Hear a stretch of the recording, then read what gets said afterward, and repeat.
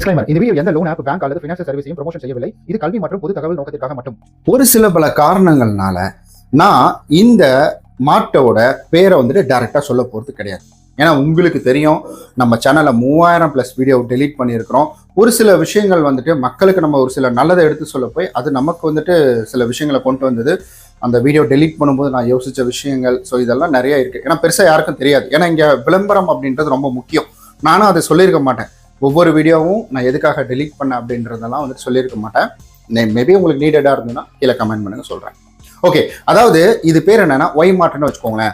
இந்த ஒய் மார்ட் அப்படின்றதுல நீங்கள் போயிட்டு நீங்கள் ஒரு பொருள் வாங்குறதுக்காக போகும்பொழுது, போயிட்டு வரும்பொழுது நீங்கள் உங்களுடைய பாக்கெட்ல இருந்து எக்ஸ்ட்ரா காசு கொடுத்துருக்கீங்களா? நீங்கள் ஒரு கால்குலேஷன் போட்டு போவீங்க இங்கேருந்து ஒய் மார்ட்டுக்கு. அங்கே போய் வந்துட்டு நீங்கள் இதை விட எக்ஸஸாக வாங்கியிருக்கீங்களா? ஸோ இதெல்லாம் உங்களுக்கு நடந்திருக்குதா? அங்கே போயிட்டு எப்படா இந்த கம்மியான பொருளை மட்டும் வாங்கிட்டு வர்றது?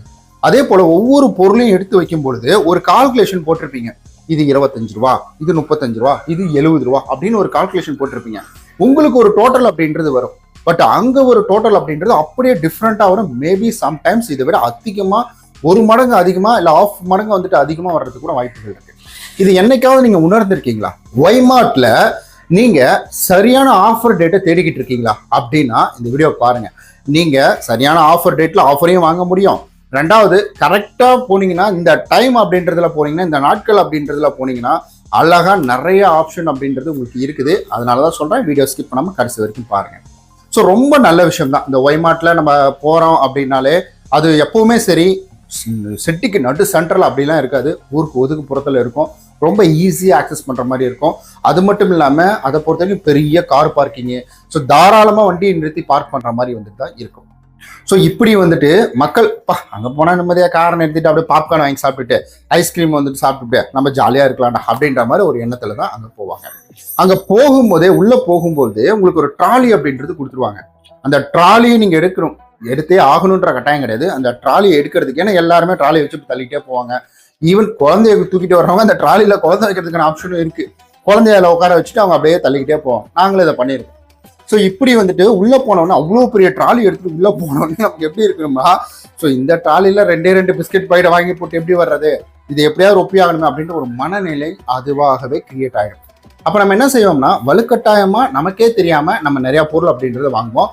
அப்போ நம்ம உஷாராக ஒரு கால்குலேஷன் அப்படின்றத போடுவோம். இது 75 ரூபா 85 ரூபா அப்படின்றது. ஸோ இதில் என்ன சொல்கிறாங்க அப்படின்னு கேட்டிங்கன்னா, சில வல்லுநர்கள்லாம் இதில் என்ன சொல்கிறாங்கன்னா, ஒவ்வொரு ப்ரைஸையும் வந்துட்டு அப்டேட் பண்ணிடுவாங்கன்னா சிஸ்டமில். அந்த ஸ்டிக்கர் மட்டும் ஒட்ட மாட்டாங்க. அந்த ஸ்டிக்கர் என்ன பண்ணுவாங்கன்னா, 1 ரோ இருக்கு, 2 ரோ இருக்கு, 3 ரோ இருக்கு. அந்த 3 ரோல சென்டர்ல வந்து ஒரு பெருசா வந்து ஆஃபர் இருக்கிறத மட்டும் வச்சிருவாங்க.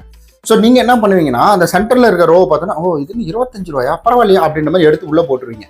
ஸோ இதனாலே நிறைய ப்ரைஸ் மாறுது அப்படின்னு சொல்றாங்க. இதை பத்தி வந்துட்டு ரிசர்ச் பண்ணுங்க. இந்த மார்க்கெட்டிங் குள்ள இருக்கிறவங்க சொல்றாங்க. எக்ஸ்பிரஷன் வேலைக்காரன் படத்துல மார்க்கெட்டிங் ஸ்ட்ராட்டஜி அப்படின்றத, முன்னாடி பொருள் இருக்கணும், குழந்தைங்க எட்டி எடுக்கிற மாதிரி இருக்கணும், பில் கவுண்டர்லயே அவங்க வியாபாரம் பண்ணணும் அப்படின்றதுக்காக இந்த மாதிரிலாம் பண்ணணும். அதே தான் இந்த ஒய்மார்ட்லையும் நடக்கும். ஸோ இது தப்புலாம் சொல்லலைங்க, அதான் உங்களுடைய மார்க்கெட் ஸ்ட்ராட்டஜி அப்படின்றது. ஸோ இதுல என்ன மக்களுடைய மனநிலையை மாத்திக்கணும் அப்படின்னு கேட்டீங்கன்னா, ரொம்ப முக்கியமா நான் வந்துட்டு லாஸ்டா போயிருந்தப்ப, இப்ப கடைசியா போயிட்டு வந்திருந்தப்ப ஒருத்தர் வந்து அங்கிருந்து போன் எடுத்து ரொம்ப நேரமா நோண்டிட்டு இருக்காரு. கியூல நிக்கிறாரு, ரொம்ப நேரமா பேழ்த்திட்டே இருக்கிறாரு. என்ன பண்றாருன்னு பார்த்தேன்.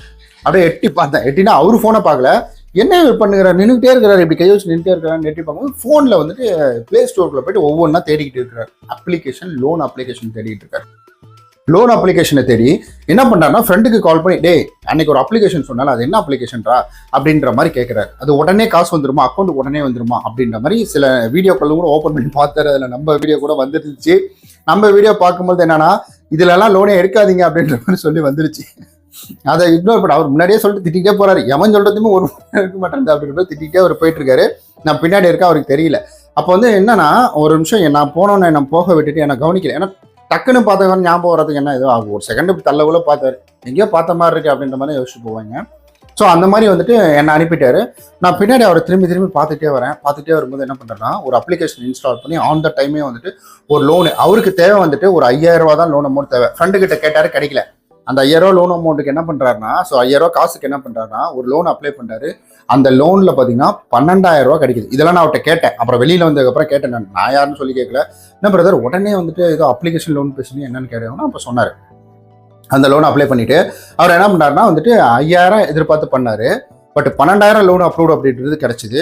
அதில் அவருக்கு அக்கௌண்ட்டுக்கு வந்து பார்த்தீங்கன்னா கிட்டத்தட்ட 10,250 ரூபா 10,250 ரூபா அப்படின்றது வந்து அவருடைய அக்கௌண்ட்டுக்கு வந்தது. மீதி இருக்கக்கூடிய அமௌண்ட் லாஸ். இப்போ அவர் கையில் வந்துட்டு 5,250 ரூபா அப்படின்றது வந்துட்டு இருக்கு. ஆல்ரெடி 5,000 அங்கே இருந்து பேமெண்ட் பண்ணிட்டாரு. இப்போ இதுக்கு ஒரு 6 மாதம் டென்யூ டேட் அப்படின்றது 2,000 ரூபா கட்டணும் போல. சாரி 2,000 ரூபா 2,500 ரூபாய் 2,250 ரூபாய் கட்டணும் போல. 6 மாதம் டென்யூ டேட் அப்படின்றது. இப்போ ஒரு ஒய்மார்ட் போனதுக்கு இன்ஸ்டன்டாவே 2,250 ரூபா கடங்கரனா மாறிட்டாரு. இது அந்த மாட்டோட பிரச்சனை அப்படின்றது கிடையாது. அவங்க தான் நம்மளை புஷ் பண்றாங்க அப்படின்றது கிடையாது. இன்டைரக்டா நம்மளுடைய மனநிலை. ஸோ இதுல நீங்க பொருள் வாங்க போறீங்க, ஆஃபர்ல வாங்க போறீங்கன்னா தாராளமா வாங்க போங்க. ஆனா முக்கியமான விஷயம் என்ன அப்படின்னு கேட்டீங்கன்னா, இந்த பொருள் ஆஃபர்ல எப்பனா எல்லாருமே இந்த சாட்டர்டே சண்டே லீவு நாள் இந்த மாதிரி டைம்ல தான் போறாங்க. ஈவன் வெள்ளிக்கிழமை போறாங்க.